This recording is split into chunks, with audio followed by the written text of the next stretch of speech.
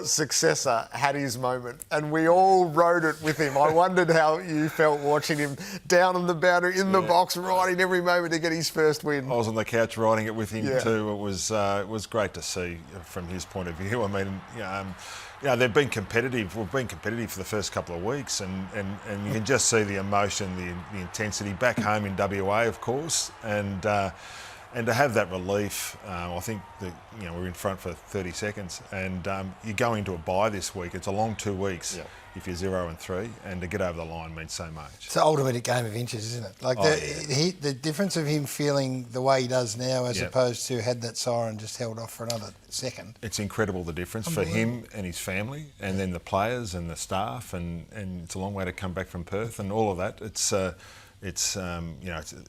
very marginal game. You were calling the game, Simmo, and then right on the siren there are the two reactions, and they are so extreme of the two coaches. Do you miss that feeling? Well,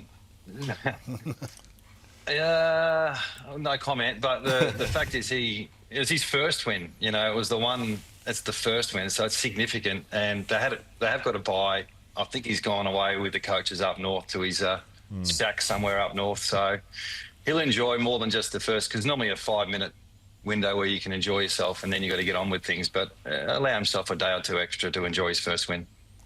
The response, a 7-day redemption cycle sometimes we live in footy, and teams from round one who made a mess tidied up in round two, and now we all look into Essendon. How do you go about coaching the response, John? Well, I guess everyone's different, and I'd be different to Simmo, I'd be different to Brad. I guess we're all got our little belief systems, and sometimes it's a turnaround business, and you've got 7 days to do it, and you get assessed pretty critically in those 7 days. And I guess what the challenge is when there's so much noise, or there's so much you don't think is right with your game, you can try and look at everything, and it can be very confusing. I used to just, I don't know whether Simmo did it, but I certainly went back to what's the one thing that really matters, and what's the one thing that our players can do and have a big chance of doing. And it always came back to the defensive side of the game. If our players could pressure, if they could lay tackles, everyone can do that. It doesn't take talent. Every player couldn't kick a goal like Lance Franklin, but every player can contribute and pressure the opposition.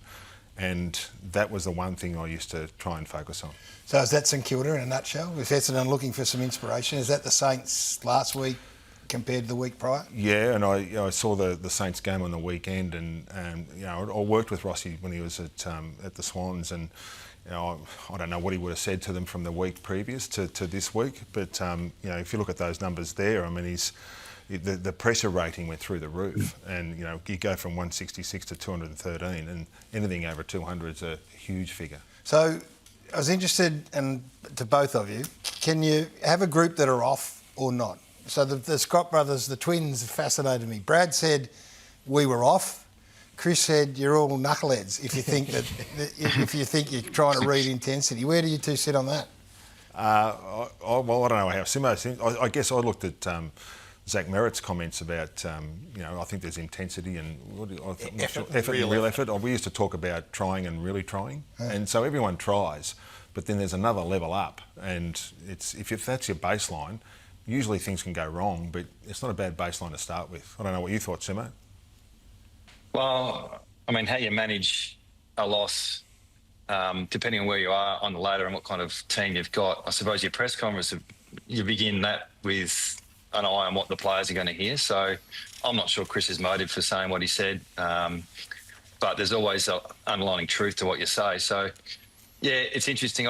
We obviously everything Horse has said runs really true with me as well. We would lean on our roles as much as anything, because the leaders really want to get back. They want to prove their merit straight away, and we would go, well, let's just play your role is the most critical part to your performance, and the defensive side obviously, and the contest and the pressures absolutely, but just play your role, just do your job. The old Bill Belichick statement run true with our boys. How do you go so Brad Scott's sitting in the box and he concludes we're off. How do you rationalise, how could we be off? It's the second game of the season, we're at the MCG, it's a beautiful day. How could we be off? Well, we're dealing with humans, we're not dealing with robots, aren't we? And it can spread pretty quickly if you can usually pick it up fairly quickly when you're coaching. You can just sort of sense that your numbers aren't just looking. You feel when you look out there, you just feel like we're a bit below par with our intensity, the numbers around the ball, and if you try and rationalise it, normally there's no answer to that. Yep. Why are we off? It's that this doesn't make any sense at all, but it does happen. They are human. Those things happen, so you've got to deal with it in a very human way rather than just treating it like they're machines. The second part of the Essendon conversation has become the rebuild, Simmo. So you studied this, and I guess the three phases: the realisation that you need to rebuild, the alignment of a club to do it, and then the public messaging around it. Yeah, look, it's there's so much to it, and from a coaching point of view, you're in the middle, so you've got to do the messaging piece to obviously the board and the CEO and the members, but more importantly the players. Like, some players don't want to hear, hey guys, we're going to go back and start again. So not often we'll use that word, but there's definitely a part of what you need to do which rebuilds the style of play, regardless of the talent you've got or the recruiting or the coaching. From assistant's point of view and the staffing, it's what's the identity on field are we looking to do in the next 3 to 5 years, and that's really important. So there's some numbers that you need to chase that that might not look good in the first year, but by the third year you've worked on it enough to know, okay, there's an identity, and then you can recruit around that identity. So yeah, a lot of work to do. Hard just to say we're rebuilding. What did you study, Simmo?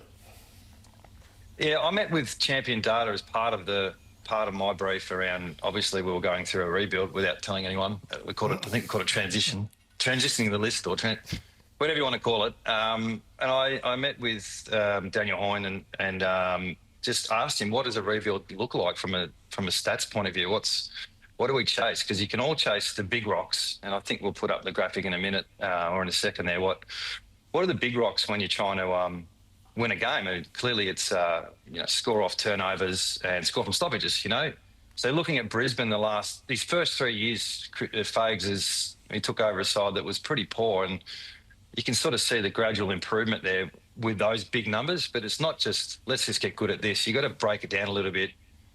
And it's not too sexy, but when you're presenting to the board, it's like, okay, well, let's look at some numbers underneath that. How do we get the gameplay in the front half? How do we get more forward half turnovers or, time in forward half, those basic things. And off the back of that, you got to work out what are you going to do that?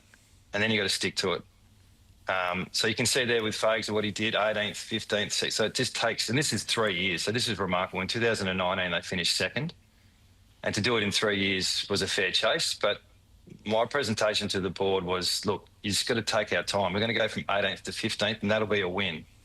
So less winning games, more these numbers. The last graphic you'll see is more, what kind of style do we want to bring? Like, if you look at this, and let's just say you don't want to be a switching side. You want to be more direct, because if you go direct, you know where the ball's going, it's less skill required, we'll get more contests, we'll be better at pressure, we'll stop corralling. And you can sort of see what Brisbane did there. They've gone from being the 15th and 17th, they got worse in 2018, if you could call it worse. They didn't go down the line at all.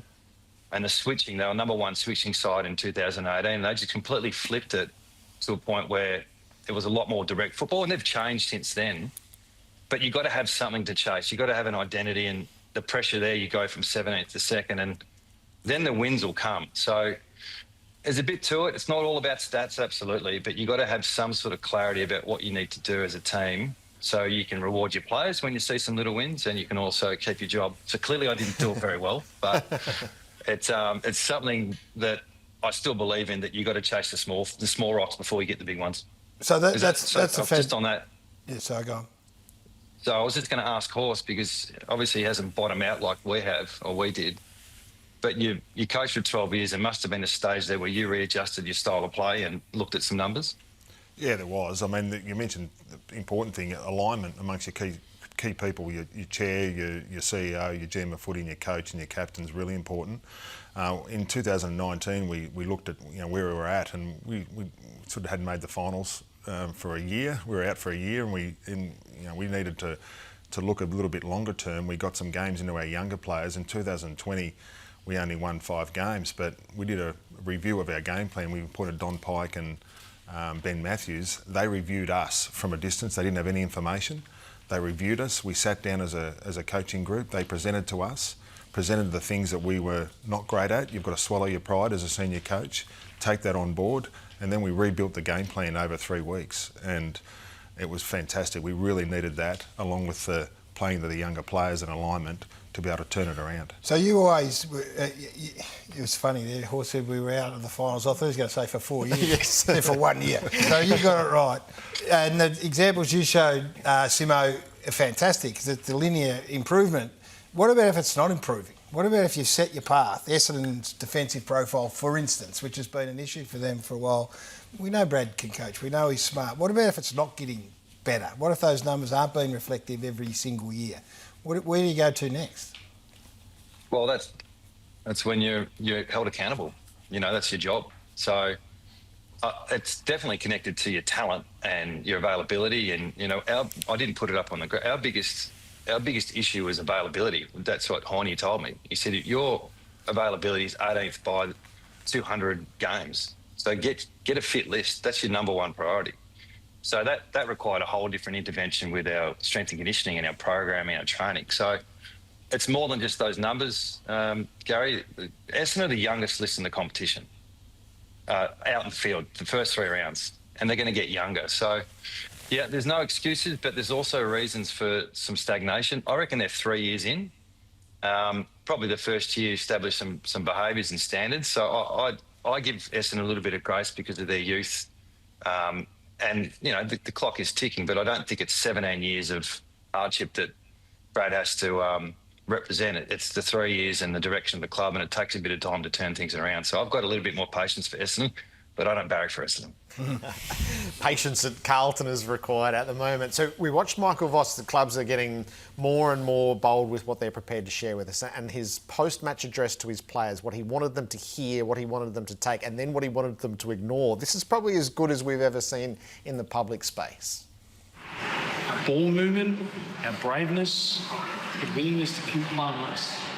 Even when we had moments where we were disappointed, that's what we've got to keep on course. So walk away disappointed, right? But no, you're just starting. Right? Starting from negative base, but we're flying back. That's far better version of what we're about because it's so much closer to where I thought we'd get it. We know what we're doing. So don't go moping in this room. Take the loss, disappointed, and don't miss it in one more thing outside of that. Oh, we got it? Yeah. Oh, I love that. Don't mope and don't listen to anything outside of this. Does that ring pretty true? Yep. It's the don't listen to things is really important. And, you know, I know that there's so much going on, there's so much noise, and to try and keep everyone aligned and focus is really important from the board right through your playing group. And I'd imagine that Vossi would be talking to his leaders pretty shortly after that. And, you know, this is the chat around the locker room. This is the stuff we've got to talk about. This is the stuff we take responsibility for. We don't walk away, but we also walk in with our heads up with solution in mind. And, you know, that's a messaging that I got out of that was, you know, we're going to come to work. We're going to get to work. Don't listen to the outside noise. Let's focus on what we can control. That is great insight. What about, do they believe it though? Is it as a matter of course? Do they sit there? Because he's talking about ball movement. The ball movement's not great for Carlton. And he's saying it's improving. Is he going to have players sitting there going, well, hang on? Maybe. It's hard to hit the note with every player. You've got, you know, 22, 23 players sitting there. It's hard to connect with every player in that moment. Every player's a bit different. The aim would be to get the majority of the players. Right. There's also, I'd imagine, with releasing that, there's a bit of messaging to the public there as well. Yeah. So you're managing the noise, you're managing the whole thing. He's managing the football club at that particular point, not just his playing group. And Simmo, if there is, you got to know your players, right? So in that environment right there, he'd be probably saying, yeah, 18 are with me. Do you go and follow up individually for the 5 who you know might be questioning it? Yeah, I like what he said, but also I don't want them high-fiving each other and having a laugh around the rooms either. Like, it's sometimes you see guys completely switch off and, you know, does this guy really care? But it's finding that balance between, like, what comes first, evidence or belief? Like, how do you get belief in yourself? Do you need that evidence first, or you just say you're good and then suddenly you are? So I suspect they've got to lean on some of the evidence that they've produced in the pre-season and some of the things they've worked on. I just hope they've worked on ball movement. And if they have, then great, we can revert back to it. But if you haven't worked on it, then we need to start. Just on that, Simmo, it's okay to feel bad for a day. I think that's the other thing, and I think we tend to try and move on quickly, but it's okay to sit there for a day and let it ruminate a bit. Supporters want that. Yeah, and that's okay. I don't think there's anything wrong with that. And to feel that disappointment, not feel good about yourself. And I'm sure the players feel that. They don't feel great about themselves. That's probably what Vossi's trying to do, is to get them out of that at some point pretty quick. But it's okay to sit in that discomfort for a little bit and turn it around.